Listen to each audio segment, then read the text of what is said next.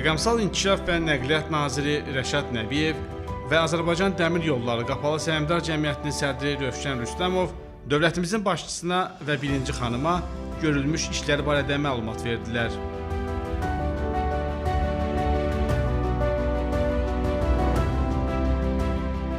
Naxçıvan şəhərində ictimai nəqliyyatın tənzimlənməsi sahəsində əlavə tədbirlər haqqında Prezident İlham Əliyevin ötən il imzaladığı sərəncama əsasən şəhərin ictimai nəqliyyat sistemində sərnişin daşımanın yalnız elektrik mühərrikli avtobuslarla təşkili məqsədi ilə ölkəmizdə yığılan və uzunluğu 8,7 metr olan 60 ədəd, hər biri 53 sərnişin tutumuna malik BID markalı avtobus alınıb. Enerji doldurma cihazları quraşdırılıb. Avtobuslara xidmət göstərilməsi üçün depo infrastrukturu təkmilləşdirilib. Hərəkətin idarə olunması üçün rəqəmsal dispetçer və monitorinq sistemi quraşdırılıb. Həmçinin avtobuslarda bank kartları, QR kod, Apple Pay və Google Pay vasitəsilə nağdsız ödəniş imkanları yaradılıb. Bu layihənin icrası ilə Naxçıvan şəhərində 9 marşrut xətti üzrə il ərzində 4,5 milyon sərnişinə yüksək səviyyədə xidmət göstərilə bilər. Monitorinq vasitəsilə avtobusların hərəkəti real vaxt rejimində izləniləcək. Bu da sərnişinlərin təhlükəsiz və fasiləsiz daşınmasına nəzarəti təmin edəcək.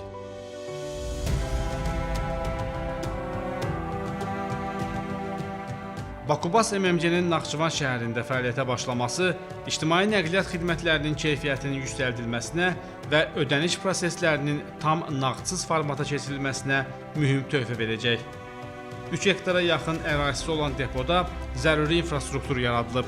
O cümlədən texniki baxış və təmir postları, avtomatlaşdırılmış uçot sistemli elektrik doldurma stansiyası və saatda 15 avtobusun yuyulmasına imkan verən kompleks quraşdırılıb.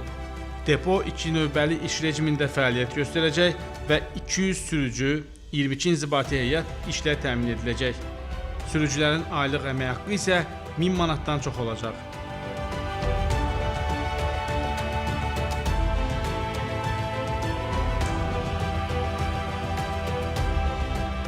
Prezident İlham Əliyevə Zəngəzur dəhlizi üzrə dəmir yollarının tikintisi layihələri barədə məlumat verildi. Bildirildi ki, bu layihələr yekunlaşdıqdan sonra buraxılış qabiliyyəti illik 15 milyon ton nəzərdə tutulur.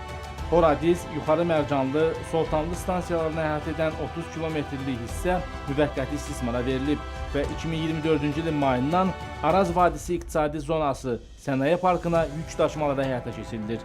Bu günədək həmin istiqamət üzrə ümumilikdə 43 min ton yük daşınıb.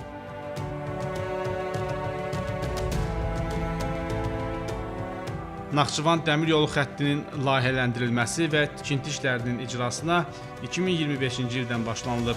Hazırda xəttin uzunluğu 188 kilometrdir. Yeni layihəyə əsasən isə bu göstərici 194,2 kilometr təşkil edəcək. 10 stansiyanın və 3 sərnişin dayanacağı platformasının yenidən qurulması nəzərdə tutulur. Hazırda Naxçıvan Dəmir Yolu xəttinin Salam Məlik stansiyasından Ermənistanla dövlət sərhədinədək olan 7 kilometrlik hissəsi üzrə layihələndirmə işləri tamamlanıb və tikinti işlərinə başlanılıb. Ərazidə mühəndislik, həmçinin infrastrukturun yaradılması üzrə işlərin bir qismi yekunlaşıb, digər hissəsi isə davam edir.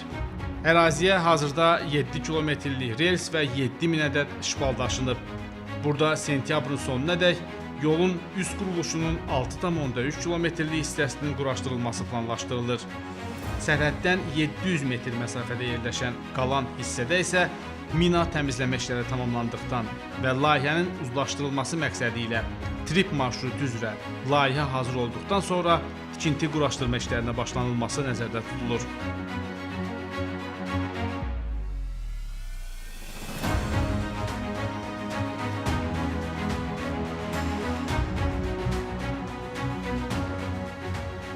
Eyni zamanda Sədərək stansiyasından Türkiyə ilə dövlət sərhədinədək olan hissənin gələcəkdə Türkiyə tərəfindən icra olunan Qars-İğdır Dilucu dəmir yolu layihəsi ilə texniki və layihə baxımından uyğunlaşdırılması planlaşdırılır.